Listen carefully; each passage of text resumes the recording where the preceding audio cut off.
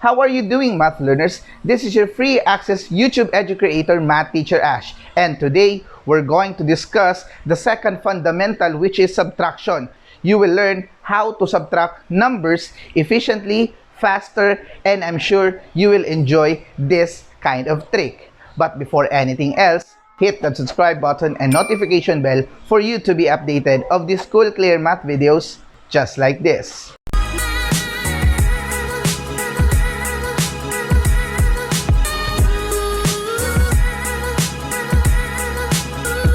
Hello math learners, welcome to another session here in Math Learning with Sir Ash. And today, we're going to discuss another mathematical trick, and this is about subtraction. So how do we subtract numbers easily, faster, efficient, and way better? So in this video, you will learn the technique behind on how to subtract numbers. So we have here our examples. Now, we have 44 minus 27, 83 minus 26, 82 minus 37, and 75 minus 39. Basically, in the traditional method, things that were taught to you is to align them and then use the borrow method. So basically, we have 44 minus 27, and then 4 minus 7 cannot be, right? So we use the borrow method from the previous number or previous digit. So this will become 14 and this will become 3. So 14 minus 7, that is 7. 3 minus 2, that is 1. So the final answer is 1. Now, is there a way in which we cannot do the borrow method? There is, my dear math learners, and this is the technique. Okay, so 44 minus 27, what we could do is use the round off in our subtrahend. Remember, round off in our subtrahend. Okay, so 27, what is needed by 27 in order for it to become a powers of 10? So basically, we need to add 3. So of course, if you add 3 to this number, you also add 3 to our 44, giving us, we have 30, and 44 plus 3, that is 47. Now, it would be very much easy, my dear math learners, to subtract 47 minus 30. Why? Because 7 minus 0 is 7, 4 minus 3 is 1, and they are just the same. Easy, right? Now, let's consider the second example. 83 minus 26. So, what is needed by 26 in order to become a power of 10? So, we add 4. We also add 4 here. So basically, this will become 30 and this will become 87. So if you subtract 87 by 30, that will give you 7. 8 minus 3, that is 5. And your final answer is 57. Easy, right? Now, let's go to the third problem. Now, if you want to ask me, Sir Ash, can I use the round off to my minuend? This is the minuend. Okay, let's try. So we have 82. So in order for us to have a power of 10, we just subtract 2, right? Okay, so it's not just adding or subtracting, or it's not just adding, my dear math learners. You can do subtraction. Okay, so we have here 82 minus 2, that is 80. And then we have 37. We will also subtract 2 here. So this will become 35. So 80 minus 35, 0 minus 5, it can't be. So we need to use the borrow method, right? So I always emphasize to you, my dear math learners, that use the round off to your subtrahend. So by doing so, we have 37 needs 3 in order for it to become 40. Of course, we will add 3 here in order for the whole expression to be balanced. So 82 plus 3, that is 85. Of course, 85 minus 40, this will be very easy because 5 minus 0 is 5. 8 minus 4, and that is 4, and that is your final answer.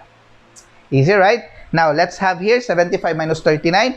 Of course, this needs 1, and this also needs 1. So, this will become 40, and this will become 76. So, 76 minus 40, that is basically 36.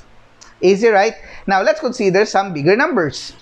Okay, my dear math learners, we have here 3-digit numbers to be subtracted with each other. Okay, so we have 642 minus 317.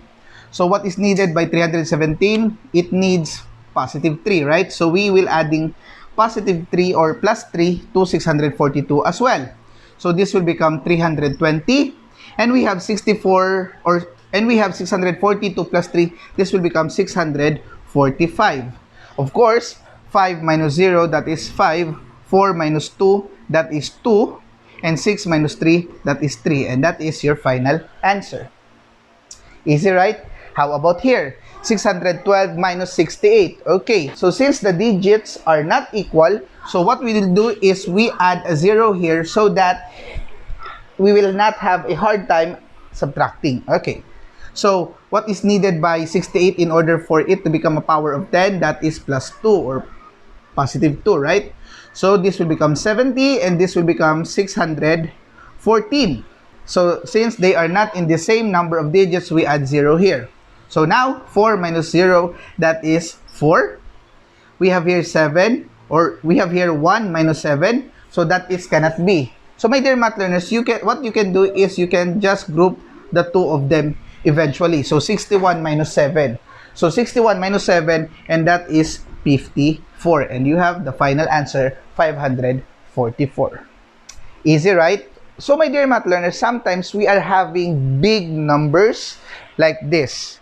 So sometimes this kind of trick may not be handy, but I will teach you a big tip on how to use the grouping method in subtracting big numbers. So before starting, what you can do is you check all of them. So this is 6 minus 9, that is cannot be. So you use the borrow method, and this put 8 and this will become 16.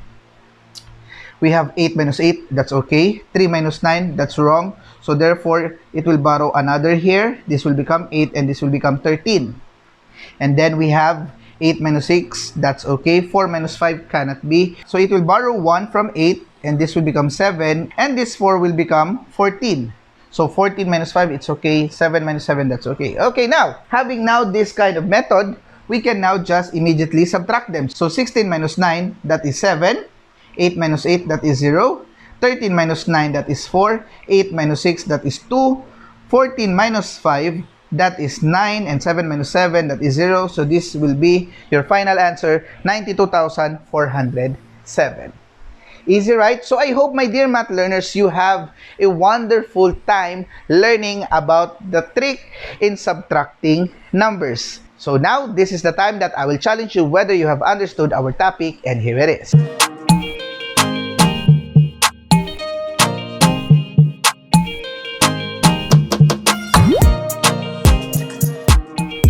Okay, math learners, I hope you have a wonderful time in this lesson for today. This is still your free access YouTube edu creator, Math Teacher Ash. And always remember, it is fun to learn mathematics if we are together learning. Thank you so much, God bless, and keep safe always. Congratulations, math learners, for arriving to this part of the video. If you think that this video have helped you, click that like button. And if you think that this channel can change the way you see mathematics, do not forget to click that subscribe button and notification bell. Thank you.